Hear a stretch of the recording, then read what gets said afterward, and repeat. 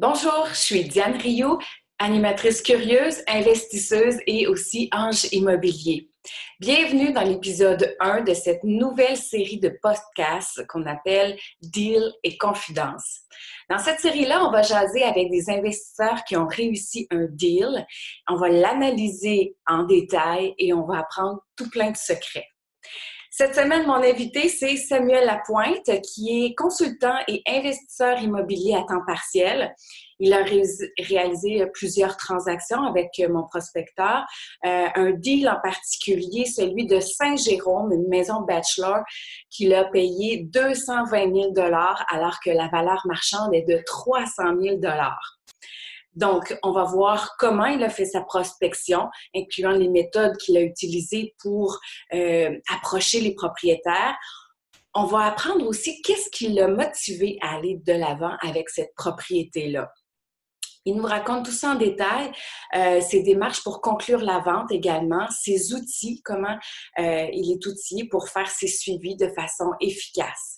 Alors, restez jusqu'à la fin si vous aussi, vous voulez convertir vos recherches en résultats. Alors, bonjour Samuel, ça va bien Samuel?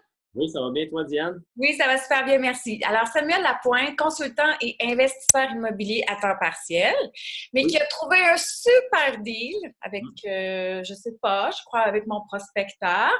J'aimerais ça que tu nous parles de ton deal puis du projet que tu avais en tête quand tu l'as trouvé. Parfait. Ben écoute, c'est sûr, j'avais pas vraiment de projet en tête parce que je prospectais quand même beaucoup. Je prospectais à temps partiel à ce moment-là. À ce moment-là. Fait que j'avais une couple de dossiers chauds là, sur la table. Mhm. Puis justement, lui, ce dossier-là, il était intéressant parce que parce que je l'ai trouvé avec mon prospecteur, ça c'est sûr. Et puis, il était intéressant parce que c'est un secteur qui est un secteur assez récent, construction 2004. Il y avait, quand j'ai regardé l'analyse financière, dans le fond, de la propriété, il y avait quand même beaucoup d'équité. On avait un dossier classique, là, taxes pas payées, retard les paiements n'étaient pas faits depuis 2 mois, je pense. OK. 2, 3 mois même. Puis, donc, c'est ça, dossier classique. Puis, c'était vraiment intéressant. Donc, c'était une maison unifamiliale qui était en avis. C'est ça, un avis de 60 jours, mais non, c'était pas une unifamiliale en plus. Celle-là, c'était une maison bachelor. OK. Ouais, il y avait un 5,5 en haut puis un 3,5 en bas. Dans quel secteur, dans quelle région? C'est dans la région de Saint-Jérôme. En fait, ben, elle est située à Mirabel, mais plus secteur Saint-Antoine, dans Saint-Jérôme. OK. Puis là, on voit qu'il y a beaucoup d'équité sur la maison Ouais. grâce à l'analyse. Qu'est-ce qui se passe dans ta tête? Ben, c'est ça, parce que moi, dans le fond, j'ai le forfait pro avec mon prospecteur. Puis le forfait pro, ce qui est intéressant avec ça, c'est qu'il donne toute l'analyse, la valeur municipale, le solde hypothécaire. Tu as beaucoup d'informations là, qui te permettent de rapidement cibler un deal ou pas. T'sais. Donc, excuse-moi, répète-moi ta question. Bien, qu'est-ce qui fait justement que pour toi, c'était un deal? Là, tu as vu dans l'analyse qu'il y avait une façon d'aller chercher Ben, de ne pas la payer cher ou? ouais, ben c'est ça, parce que la valeur marchande Hmm. versus le solde hypothécaire qu'il y avait, je savais que si, disons, je la sortais au prix de l'hypothèque, ben, j'avais un deal, puis j'avais encore de la marge. T'sais. OK.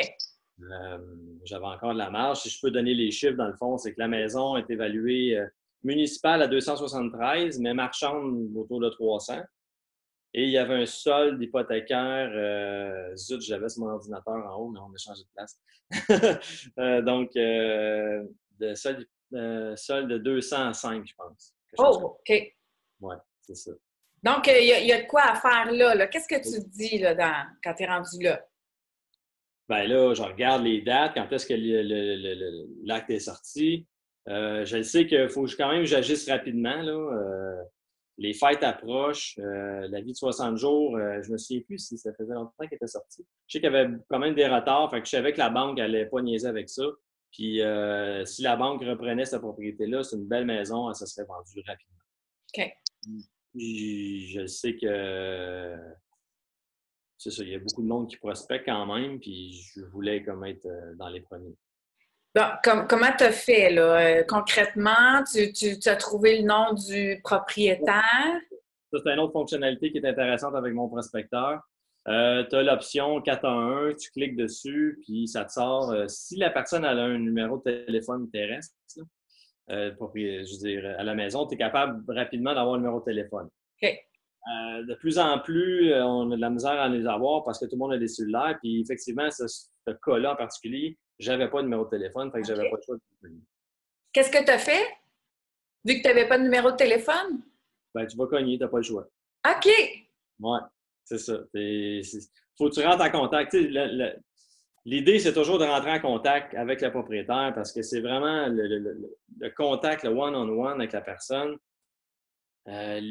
C'est super important parce que c'est là que tu crées un lien, puis c'est là que tu es capable d'établir un lien de confiance avec la personne. Parce que toi, tu arrives, premièrement, des avis de 60 jours, c'est pas comme des successions. Les avis de 60 jours, c'est souvent des gens qui vivent une situation particulière. Ça peut être des gens qui procrastinent, ça peut être des gens, peu importe. Mm-hmm. Puis, règle générale, c'est ça, sont assez réticents. Ils vivent une situation, puis ils veulent pas que ça se sache, puis c'est comprenable. Ouais. Donc, c'est important d'y aller avec des pincettes un petit peu, puis de se présenter à la porte, puis de réussir à rentrer en confiance avec ces gens-là. Donc, toi, tu arrives, tu cognes à la porte, tu te présentes comment? Ben là, cette fois-là, c'était une maison bachelor, je suis arrivé, puis là, c'est l'heure du souper. J'essaie toujours d'y aller vers l'heure du souper. Idéalement, parce que les gens sont là. C'est sûr que c'est ça. Tu n'as pas peur de te faire manger, non? Non, je suis habitué. Puis, il y a toujours un petit stress quand même, parce que c'est sûr qu'on arrive dans l'intimité des gens à l'improviste. Souvent, on se fait passer, on se fait prendre des huissiers. On se fait pas trop aimer, mais bon. Fait que c'est ça, j'arrive là, c'est l'heure, il fait noir, c'est l'hiver, là. Il fait vraiment frais en plus cette journée-là. Je me rappelle encore, je vais cogner en haut, puis il n'y a personne. Je vois qu'il y a de la lumière dans le bachelor, fait que je décide d'y aller. T'sais. Je prends une chance parce que je me dis, ben pas je me dis, mais souvent, tu veux pas non plus divulguer la situation, mettons, aux locataires qui sont là. Oui, OK. Un conflit, puis là, tu vas perdre le contact que tu pourras avoir. Mais finalement, ça a super bien été. Je suis allé cogner, rouvre la porte. C'est la propriétaire, c'est ses parents qui restent en bas, qui est en train de discuter avec ses parents. Puis tout de suite, d'emblée, je me présente comme consultant immobilier, toujours. Ça, c'est bien important. Puis j'apporte, dans le fond, je viens apporter une solution. Moi, je suis toujours dans l'aspect solution. Le mot solution, je le répète à peu près 10 fois dans le même temps. Mais là, tu dis que tu as vu leur maison sur le registre foncier, exemple, ou dans un outil de prospection et que tu venais voir c'était quoi leur situation, jaser avec eux, voir si tu pourrais pas les aider ou quelque chose comme ça? Oui, exactement.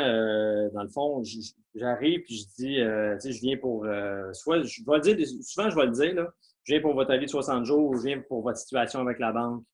Écoutez, je viens vous apporter des solutions. Tu sais, des fois, il y a des choses qu'on ne voit pas. Moi, je suis là pour vous aider. J'aimerais ça qu'on prenne un temps pour s'asseoir ensemble pour regarder votre situation. Puis, règle générale, tu sais, ça calme le jeu un petit peu. Solution, je viens vous aider. C'est ça. Là, cette fois-là, la dame, elle était à l'écoute. Quand même, oui. Est-ce que tout s'est passé la première fois ou vous vous êtes rencontrés plusieurs fois? Comment ça s'est passé? Plusieurs fois. La première fois, c'est ça. Elle était pas. Elle voulait, là, elle savait qu'il y avait une situation, elle savait qu'il se passait quelque chose. Elle voulait le regarder, mais du moins dans l'état qu'elle était à ce moment-là, ça ne tentait pas. Mais elle dit, garde, je vais prendre ta carte puis je vais te rappeler. Puis dans des cas comme ça, en tant que prospecteur, puis dans l'immobilier en général, là, les suivis, c'est super important. C'est sûrement pas elle qui m'aurait rappelé. Donc, moi, j'ai pris son numéro de téléphone. Ça, c'est bien important. Des fois, on oublie ce bout-là, mais l'idée, c'est de rentrer en contact puis d'obtenir un numéro de téléphone. Ça, c'est bien important pour pouvoir faire tes suivis. Peut-être pas être obligé de retourner là à chaque fois. Là. Des fois, tu oublies. Okay. Fait que c'est ça. J'ai pris son numéro de téléphone. J'ai dit que je le rappellerais dans une semaine. On s'était donné une semaine. Puis comme de fait, suivi numéro 2, je l'ai appelée, puis moi, ce que je veux, c'est obtenir un rendez-vous avec elle pour m'asseoir avec elle, puis regarder la situation, puis comprendre la situation. Fait que c'est ça, je donne un rendez-vous, on se donne rendez-vous, je vais chez eux, et puis moi, j'apporte toujours une promesse d'achat, par exemple. J'ai tout le temps une promesse d'achat sur C'est moi. toujours prêt? Oui, je suis toujours prêt. Mais là, en fait, pour ne pas sauter trop d'étapes, des fois, je savais qu'on avait un deal dans les mains, mais ça ne veut pas dire qu'on va se rendre au bout. Tu sais. Et puis, donc, mes devoirs, j'ai obtenu un rendez-vous. Par la suite, là, j'ai fait mes devoirs. J'ai sorti des comparables. J'ai vraiment analysé le deal en profondeur. Puis j'ai regardé les options qu'on pourrait avoir pour elle. OK. Fait que j'arrive là préparé, de un. Et j'arrive avec des solutions, plusieurs solutions. C'est sûr que mon but ultime, dans ce cas-là, c'est d'acheter la propriété, mais ça ne veut pas dire que les propriétaires vont vouloir la vendre. Puis là, dans ce cas-là, c'était quoi les solutions que tu lui offrais à la dame? J'avais 2 solutions qui étaient la location option d'achat. Dans le fond, location option d'achat, on rachète les droits de sa propriété. Et puis, elle reste locataire dedans, puis on lui donne un droit de rachat dans un délai, exemple, de 2 ans. C'est minimum 2 ans. Et puis, dans 2 ans, elle a le droit de racheter sa propriété. OK. Par contre, il faut qu'elle se qualifie. Il faut que les critères, il faut qu'on voit sa situation actuelle. Puis est-ce qu'on est capable, premièrement, on est capable de le faire? Puis si oui, on est dans combien de temps qu'elle va être capable de racheter la maison? Si elle est capable, parce que là, on se rappelle, la personne est en avis de 60 jours. C'est pas arrivé là comme par magie. Là. Il y a des choses qui se sont passées. Est-ce que ça risque d'arriver encore? Toi, tu prends un risque avec cette option-là quand même. Pourquoi je veux m'asseoir à table de cuisine avec elle? Parce que quand je m'assois, premièrement, ce que j'ai fait avec elle, c'est cette personne-là, j'ai demandé qu'elle m'explique sa situation. Comment elle s'est rendue là? Mm-hmm. Une fois que je connais un peu la situation, là, on parle de chiffres. Là, je veux qu'elle me sorte ses revenus. Je veux qu'elle me sorte ses dépenses. T'sais, on fait vraiment, là, je deviens un conseiller financier en même temps. T'sais. Puis elle n'a pas de difficulté à te sortir ces informations-là qui sont quand même assez personnelles. Pas de problème. Non. Elle était ouverte. Bon, parfait. Puis c'est pas la première fois que je l'ai fait. Puis parce que je n'ai fait un autre deal, puis c'était la même chose. Il a fallu qu'on regarde les dépenses, les revenus, puis qu'on sorte les bureaux de crédit, puis que je sache la situation. Puis, oui, c'est clair. Ils n'ont pas de... C'est sûr que j'ai un certain professionnalisme, puis je me présente bien, puis je sais pas. J'ai peut-être une facilité de ce côté-là, mais les gens, ils s'ouvrent à moi. OK. Donc là, tu avais comme solution la location achat. Sinon, c'était quoi l'autre option? Bien, l'autre option, c'est d'acheter la maison. Mm-hmm. Oui, c'est d'acheter la maison. Donc, moi, je savais exactement le prix que j'étais capable, le plus bas que j'étais capable d'aller, puis le plus haut que j'étais capable d'aller. OK. Le plus bas, ben, c'est bien entendu ses dettes. Et en fait, pas ses dettes, mais le solde hypothécaire. Oui, c'est ça. Avec les frais d'avocat, les intérêts. Après ça, qu'est-ce qu'il y a vite fait, là? Les frais de notaire. Là, il y a des frais supplémentaires chez le notaire parce qu'il faut que le notaire il enlève des trucs au registre foncier. Le certificat de localisation, il n'était pas à jour. Il fallait qu'elle le fasse. Fait que c'est tout ça. Fait que ça, c'est le minimum qu'il faut qu'il soit payé. Puis en même temps, je ne veux pas non plus la mettre sur la paille. Fait que quand on s'est assis à la table, moi, je savais les dettes qu'elle avait. Elle avait des cartes de crédit, elle avait des choses. Puis je voulais qu'elle règle ça, puis je voulais qu'elle sorte de là avec l'argent aussi. Des fois, c'est faisable, des fois, c'est pas faisable. Dans ce cas-ci, on avait de la place. Donc, j'ai fait une offre qui était raisonnable selon moi. Et puis, on a eu un petit peu de négociation. En fait, ce qui est arrivé, c'est ça, j'ai fait une offre. Là, c'est dans le temps des fêtes, ça. Mm-hmm. Puis je sais que la vie de 60 jours, il finissait le 15 janvier, je pense. Fait que, on était quand même serré dans le temps. Ça l'a joué à ma faveur parce que je n'ai pas laissé beaucoup de délai. Donc, on est au 2e rendez-vous, j'ai toutes ces données. Je dépose une offre d'achat, j'ai fait 2 propositions, puis je lui dis, regarde, je te donne jusqu'au 27 décembre. Tu sais, fête de Noël, là, 27 décembre, je te rappelle, puis tu me donnes ta décision. Tu sais. Mais en même temps, c'était bien fait, mon affaire, à ce moment-là, parce que elle avait déjà mijoté dans sa tête que la location option d'achat, c'était pas une option. Ah, OK. Pourquoi? Elle l'a vu. Ben, parce qu'elle l'a vu d'elle-même. Tu sais, les chiffres, ça ne marchait pas. Ouais, ben, j'ai pas parlé de cette situation. Elle avait changé d'emploi. Puis elle avait eu une baisse de salaire, puis elle était retournée à l'école. Ce qui Donc, n'est pas au crédit, oui. non, c'est ça. Fait elle avait des retards, taxes pas payées, des retards d'hypothèque. Fait que, tu sais, elle se qualifiait plus, là. Elle se OK. qualifiait plus. Puis son hypothèque arrivait à échéance aussi, je pense, son terme, là. Il y avait quelque chose, là. Donc, c'est ça. Fait que d'elle-même, tu sais, en faisant les faux, puis les plus puis les moins, là, Oui. j'ai rendu compte que, elle dit, ouais, tu sais, je pense que je peux plus l'avoir à la maison, tu sais, ça marche plus. C'était une meilleure solution pour elle d'accepter, disons, une promesse d'achat qui était quand même, c'est quand même une transaction gagnant-gagnant. Ouais. Hey, tu sais, c'est sûr qu'elle l'a pas vu de même au début. Euh, Au début, elle a tilté un peu parce que l'offre que j'ai faite, c'était j'ai offert. Comment j'ai offert? Je sais, j'ai offert, ouais. J'ai offert 200, 220, ouais, c'est vrai. J'ai offert 220, puis elle n'a pas beaucoup aimé ça parce qu'elle, tu sais, pour elle, sa maison, elle valait 275 000. Ah oui. Parce qu'en même temps, il y avait un petit peu de rénovation, là. Il y avait le plancher, la toiture, la galerie dans l'arrière. Il y avait des trucs là, qui étaient vraiment dus à faire. Puis bon, ben, dans ce cas-ci, moi, je cherchais un deal, fait que voici mon prix. Et en même temps, elle est dans une situation où, quand même, qu'elle voudrait mettre une pancarte en avant de sa maison, ça ne serait pas vendu dans le délai du 60 jours. Pas vraiment, non. C'est- les temps de vente dans ce coin-là, je les avais regardés, là. Je ne sais pas sous la main, mais tu sais, on était serrés. Il aurait fallu justement qu'elle, oui, elle aurait pu mettre une pancarte puis l'offrir le prix que j'y offrais, dans le fond. Là, elle aurait peut-être eu un acheteur, tu sais, qui là, il l'aurait. J'étais là, c'était moi l'acheteur. Oui, oui, oui. Comment tu te sens, toi, là-dedans, quand tu fais tes propositions? Tu dis-tu, je sais pas, t'es-tu stressé qu'aucune de tes solutions que tu apportes fasse l'affaire ou que le deal se prolonge, la transaction se prolonge, en fait? Comment tu te sens? Et celle-là, je t'avouerais que j'étais tellement confiant sur celle-là. J'ai pas été trop stressé. On dirait que tout a coulé. C'était vraiment un deal. Parce que j'en ai eu d'autres là, que ça a tombé à l'eau, ça a niaisé. Il y a eu des choses, là.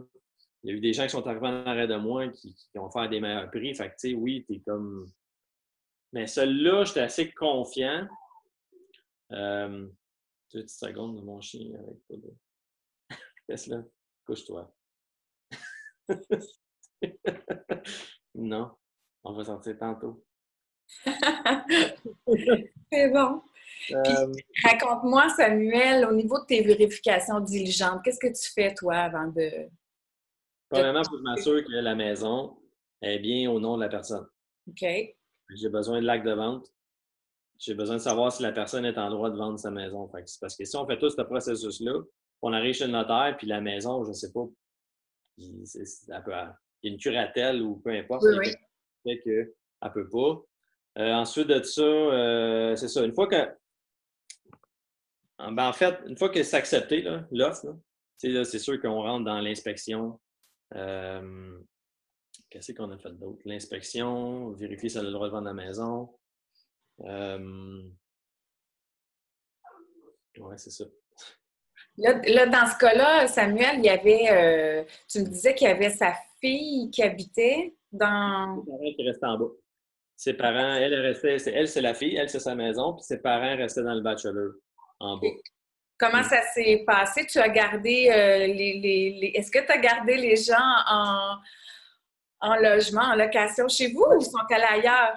Mais ça faisait partie ça faisait partie dans le deal, dans le fond. La façon que j'ai réussi à y passer le prix bas, ça a été simple, dans le fond, c'est que nous autres, ce qu'on a dit, c'est que je te 220, mais tu restes dedans, parce que c'est au mois de janvier. Fait que j'ai dit 220, mais tu restes dedans gratuitement jusqu'au mois de juillet. Par contre, on enlève le prix du loyer chez le notaire. Fait qu'on est arrivé chez le notaire, puis on a donné 216 000 au lieu de 220. OK. Fait que ça l'allégeait, ça faisait son bonheur. Elle n'avait pas besoin de déménager rapidement. Elle pouvait se loger gratuitement. Fait que se refaire une petite finance là, Ouais. d'elle et ses parents, ça lui laissait tout le temps de se trouver quelque chose d'autre. Puis elle était vraiment contente de ça. Là. Ça a été. Fait que moi, j'avais pas l'impression, puis c'est la réalité, là, tu sais, je veux dire, j'ai pas rien volé à personne. J'ai fait vraiment une bonne transaction gagnante-gagnante. Ça a été une belle relation jusqu'au mois de juillet parce que, il a fallu que je fasse des travaux pendant qu'elle était là, il a fallu que je fasse des visites. Elle était super avenante avec moi. Elle m'a laissé une petite note quand elle est partie, un petit mot, merci beaucoup. Puis, elle m'avait fait des doubles, des clés, elle m'avait tout expliqué les petits tweaks de la maison, là, la piscine, comment elle marche. Puis, OK. donc, ouais, c'était vraiment une belle transaction, celle-là. C'est Ouais. génial. C'est Ouais. génial. Et dis-moi, ton projet, c'était de la garder comme maison locative? On aurait aimé ça faire une location option d'achat avec, mais c'est pas facile faire une maison bachelor. En location option d'achat, la clientèle, généralement, ils veulent pas de bachelor. C'est Mhm. des gens que, tu sais, Tu veux la maison, tu la veux au complet. ouais, c'est ça. T'as qu'à payer, là, privé. Ils achètent une maison dans leur tête, tu sais. Mm. C'est ça, en fait, l'idée, là. Donc, non, bachelor, ils en veulent pas. Fait qu'on on l'a essayé, mais ça n'a pas mordu beaucoup. Fait que rapidement, avec mon partenaire, parce que j'ai un partenaire là-dedans, rapidement, on s'est dit, regarde, on va vers la location, on va l'essayer, puis on verra si ça fonctionne bien, puis si on aime la location. La location simple, là. Parce que ce qui est l'avantage avec la location option d'achat, c'est que les gens donnent un dépôt, c'est des contrats, c'est plus. C'est différent que la location simple. Oui, tout à fait. Donc Ouais, là, vous avez deux logements avec des locataires différents dans chacun des logements. ouais, c'est ça. Là, en ce moment, il est loué en haut, il est loué en bas. C'est des super de bons locataires. J'ai fait mes vérifications diligentes aussi au niveau des locataires. J'ai fait des enquêtes. J'ai des. J'ai des. Voyons, un contrat d'immeuble, là, voyons, je cherche mon mot. Là. Euh, bref, j'ai fait ça comme du monde. Puis on a des super de bons locataires. Vraiment, ça paye bien. Ils s'occupent bien de la maison. Euh, Qu'est-ce que je pourrais dire d'autre sur cette deal-là? Tantôt, tu parlais que tu arrivais préparé avec une offre d'achat. Oui. C'est quoi tes documents? Tu les as pris où? Tu fonctionnes comment pour t'as un modèle? Ou? J'aime j'aime la formule. J'ai un document là, qui est une offre d'achat qui ressemble un peu à celle de l'OACQ.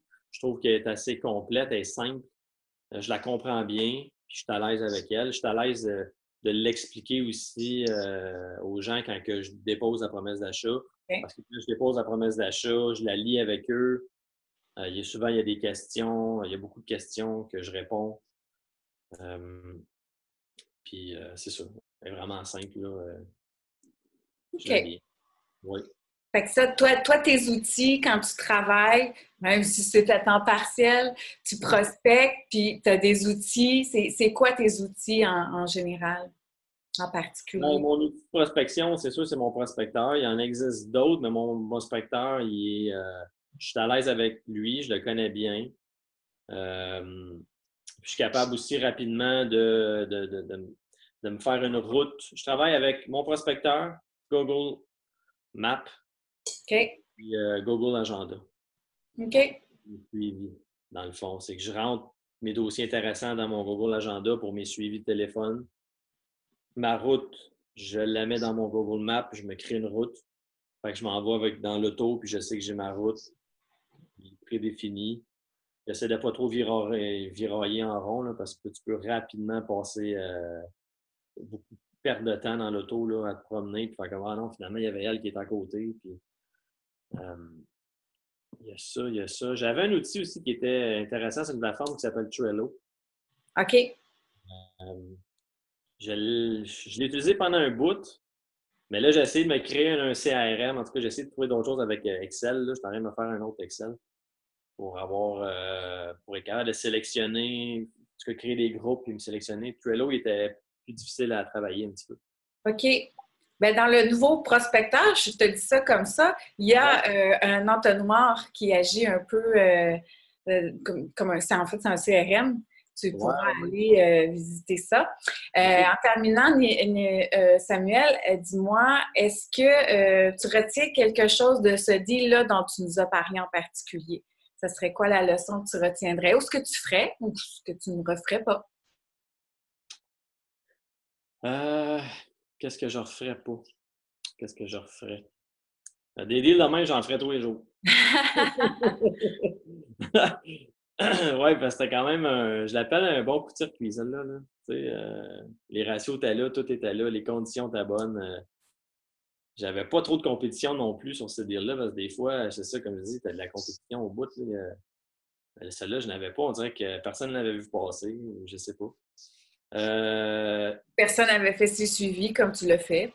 Oui, c'est ça. Puis la plupart des deals que j'ai fait, c'est parce que j'ai fait des suivis. Mm-hmm. Ça, c'est vraiment la clé. Faut pas avoir peur de déranger.